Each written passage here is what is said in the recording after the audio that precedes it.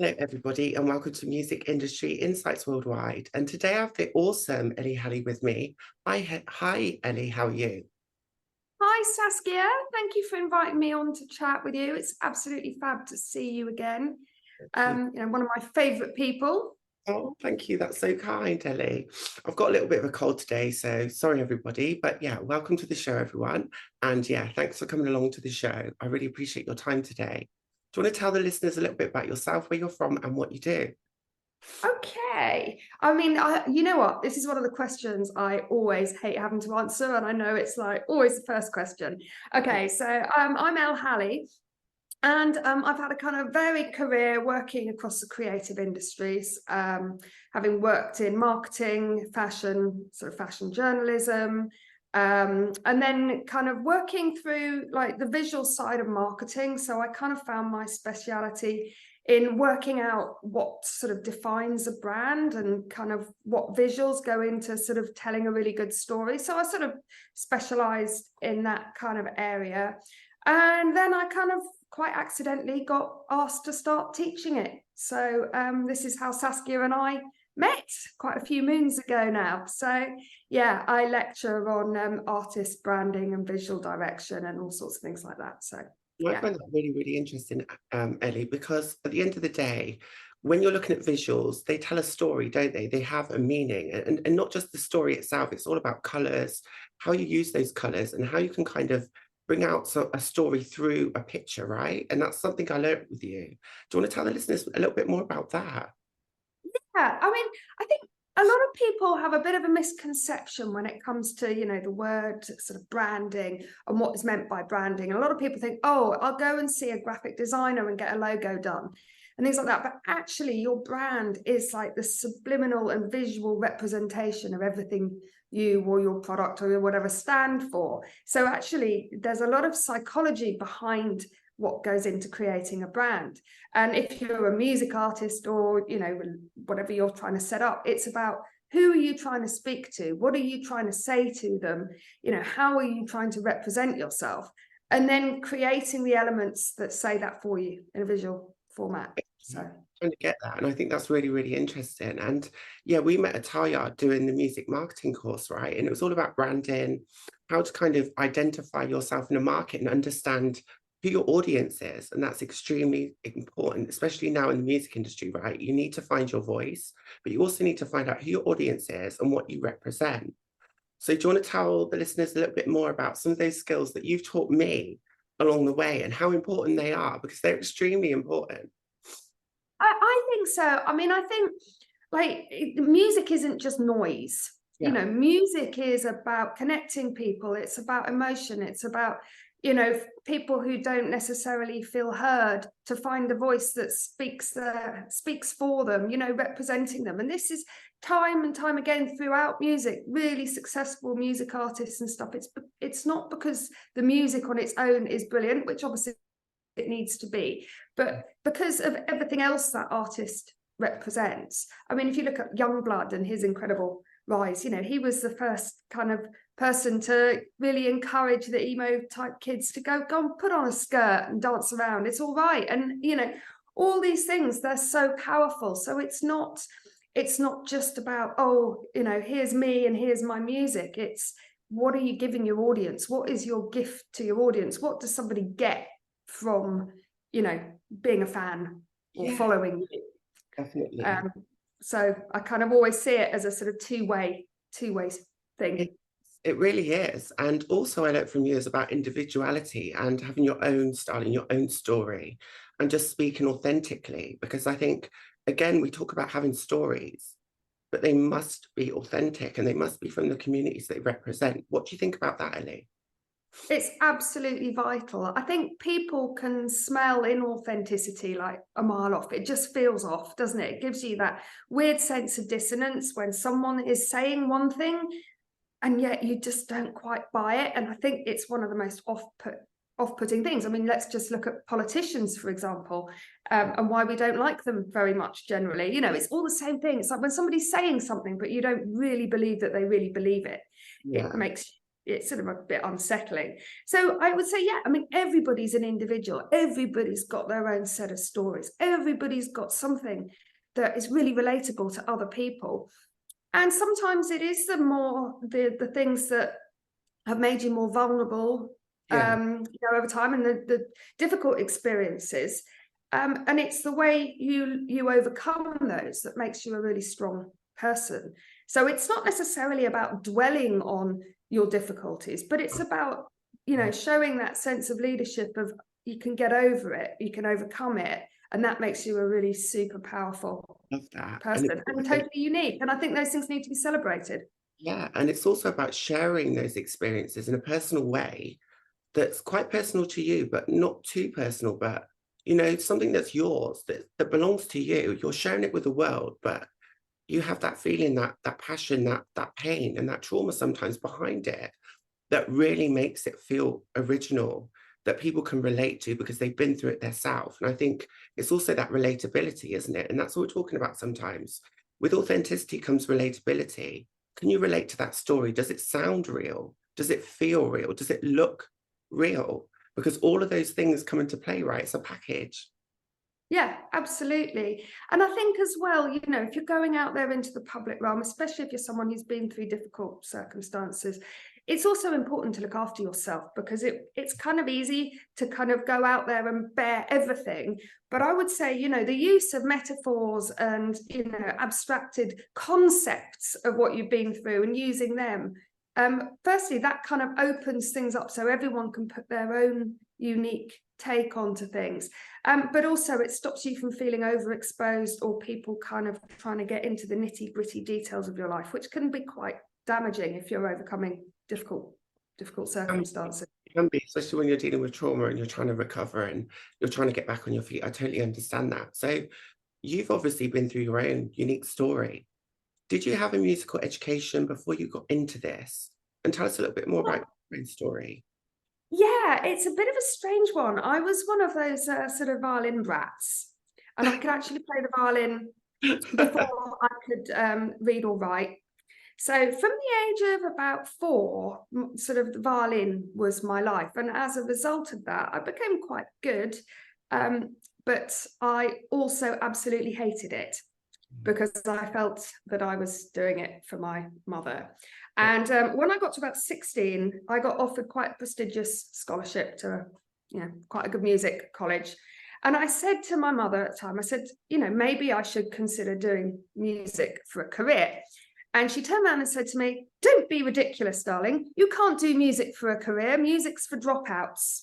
Oh. So at that moment, at the age of about 16, I literally slammed the lid on my violin and refused to take it out of its box for many, many years afterwards. And I think when it came to getting into the sort of education side of music, I was always like, wow, I wish this kind of thing had existed. Then, it just wasn't. It just all felt like it was really formal, classical, really everything by the book. And the kind of full freedom of expression just wasn't really allowed to shine through. Mostly for males as well, Ellie, especially as you were growing up and coming through your educational background. So how did that feel as a female, being underrepresented and obviously doing all of that stuff? How did that make you feel, and how did that affect your confidence? I always feel like as a woman, you have to work extra hard, because it's not just enough to be talented. It's not just enough to be intelligent. It's not just, you're supposed to be Superwoman. And then you're made to feel, like you're not good enough if you aren't Superwoman. But it's like, you could be a female musician, and if it was a, male counterpart, they could just be a really fantastic musician, and that would be enough. But as a woman, you've got to be beautiful, you've got to be well dressed, you've got to be, there's so many more things it seems you get judged on. I could be wrong because I only know it from my own female perspective, but it certainly feels like women, especially if you're a mother and things as well, the list of things you have to achieve in order to be considered a success, a lot. Yeah, I totally understand. And how has that kind of impacted your career? I know you've done really well and you've worked in so many different places. You've got a great CV. You've been all around the world. But How's that affect you? Oh, thank you. Well, I think this is something that resonates with an awful lot of women. It is caring responsibilities. And I know that's not always having children. Sometimes it's having disabled parents or whatever. But, I had children very young, and life was always a real struggle to try and maintain some form of professional identity and be a reasonable mother. Yeah, And that really did jeopardize my career, because I never wanted to sacrifice, the time with my children to pursue career. And so you take up bits and pieces, but it was very hard to actually make enough money from it. that's the problem, isn't it? And it's providing for your children, having enough money to live, and feeling like you have a purpose, and feeling that you're good enough. Because I think a lot Yeah, of the time it's nothing personal, but sometimes it might not be the right time. It might be about building trust. It might be about building meaningful relationships. It might also be about financial and other family issues that are going on in the background that no one has any idea about. But you're there trying to succeed, you're trying to prove yourself. And I think that's extremely draining. And there's a lot of people that have their own judgment, right? So that's I can really relate to that. I mean, I think support is the key, isn't it? And it's how people need support in order to flourish. Because if you're struggling with, caring responsibilities or whatever, even getting over trauma and things like that, if you don't have support, it's really hard to build a foundation that you can grow from. It is. But at the same time, I think, when you've come from a very dark place, there's nothing worse than being in that dark place. So I think sometimes you're just trying to build a better life for yourself, and to make sure that you don't end up back in that position. And I'm sure you can relate to that too. So what are your thoughts and feelings at the moment around equality, diversity, and inclusion in the music industry? I think it's one of the industries where there's been a lot of verbose sort of, activism. Yeah. There's been a lot being said, and I think it's one of the industries that really is trying to do a lot. I mean, I think the female only studios and things like that. There's a lot being done within the music industry, Yeah. but it's always going to be a difficult industry for a lot of people to work in. I mean, the hours and the expectations of being around after work to do all the sort of industry stuff and things, it still makes it very difficult for people juggling other responsibilities to be a part of it. And it's quite a cliquey industry as well, I would say, which is great if you're in, but it's difficult to break in a meaningful way, I would say. I mean, there are lots of great programs now, to help people, but I think there just should be more of these jump-starting kind of programs to really support people who have a good story to tell, to get into music, because that's where powerful music's made. I still think there's a lot of gatekeepers, actually, and I still think it's about networking and collaboration and just getting out there and meeting new people, because I've found it very tricky to navigate an industry that has a lot of people that want to make it themselves. There's a lot of egos, and everyone's in it to win it. And if someone else sees you getting a little bit further than them, they don't want to see you succeed. And I think that's another challenge that you get to when you get to a certain stages. Then you've also got to realize, hold on a minute, it's all these other people that are trying to get somewhere, and I get that. But who are the ones that supported you, and who's the ones that stayed real to you and opened up to you and supported you from day one? Because I think, this industry is a hard one. And when you do get to a certain stage, it's also about remembering who supported you and who was there for you at the times when you wasn't anybody. Because, sometimes you can get to those next stages and you can succeed, but you've also got to remember that everyone wants to succeed, and it is a challenge. And, there's so many people in this industry now, especially now we don't have these barriers in the way that make it a lot easier for people to just sit in their room and make music. So what kind of advice would you give to these kind of people that are just coming in to the industry now that want to make it? What would your tips and hints be for them? I would say, the power of collaboration, Yeah. is absolutely brilliant. If you find some like-minded people and you do something together, so, if you're a singer and you find a brilliant photographer or videographer that you just love their work, and things like that. You know, I would say collaborate, collaborate, collaborate, because you multiply your audience every time you partner with someone. And I think if you find people you have shared vision with, you can really maximize your sort of power, you know, in a combined effort, especially, you know, using mixed arts as well, because I think it's so important that you have all the different elements there. And all the greatest kind of groups have always had, you know, a fusion of different brilliant talents. So I'd say that, and I'd say, you know, with the advent of social media and the way it is now, it's got challenges, but it's also got benefits. So it's how you use the sort of social media to get yourself known. And I would say there is a lot of ability to self-start in the industry now. I think so too. And it's about finding your tribe, finding your audience, but also knowing what you represent and how you're going to represent that in a way that's inclusive and diverse. True. Is that true? And I would also say one of the, you know, number one tip is, if somebody comes and offers you a deal, you know, sometimes people are super eager, and the industry know that. What I would say is never sign anything without fully getting it checked out first, which sounds harsh, but I would say it's a very important bit of advice. Some wise words, Elle. Thank you. Thank you for sharing that, actually. And what would you like to see improve in the next couple of years around equality, diversity, inclusion in the music industry? Just want to see, I want to see, you know, the world look at, you know, the representation in music looking like the real world. You know, I want people to be able to identify with each other through music. Music is like one of the few, you know, totally universal languages. And that's, you know, that's an incredibly powerful tool to use. And I would like to hear proper emotional, raw music coming back out of people who really have strong stories to tell, as opposed to just, oh, look at me, aren't I pretty? Because that's a shame. You know, I think modern pop music is just not, it's just not hitting with any great power. So I'd love to see some proper, raw, original artists coming through with what they really believe in and kind of shining. I love that. Thank you. And do you think cultural and age differences have kind of impact on what we can achieve and the inclusion and diversity that we have at the moment?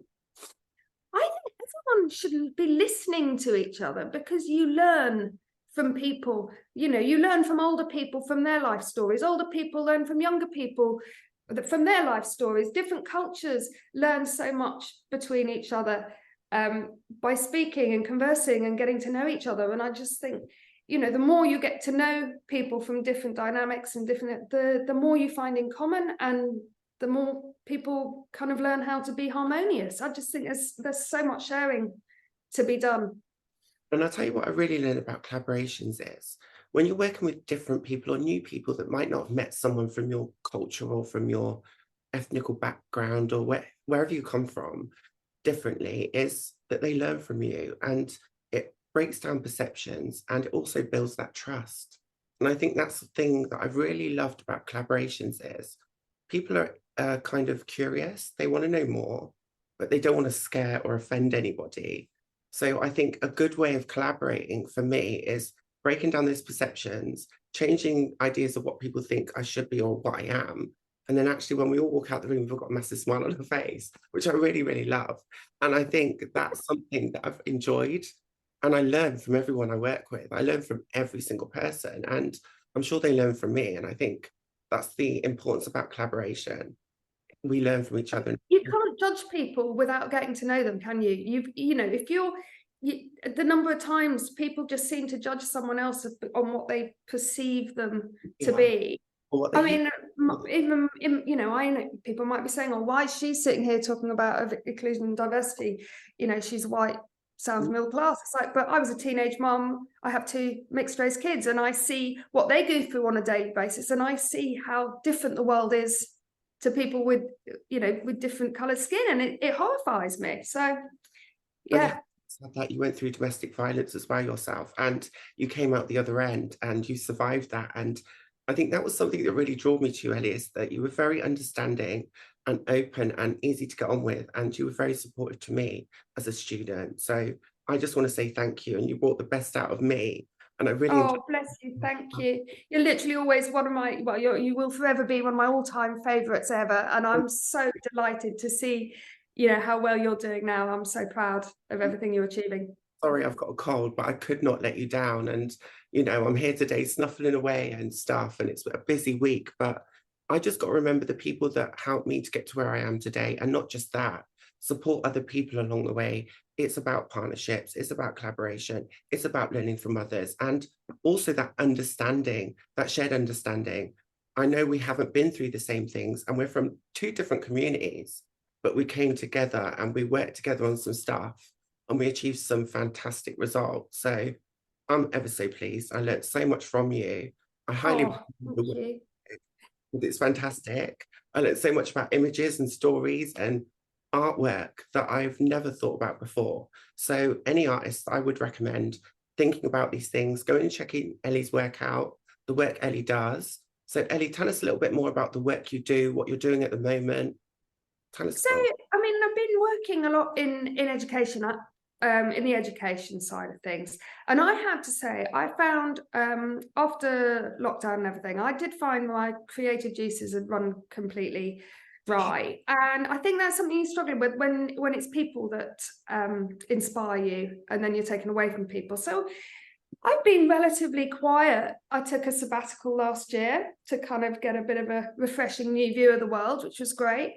And so now I'm back working, doing freelance sort of branding and creative direction, and also putting together a suite of courses with our new company, Create Ed, which is sort of taking up a bit of time as well. But hopefully things are taking off there, and we're hoping to do some courses specifically for sort of empowering women and ED&I based stuff as well. So I'll be talking to you about that soon, Saskia.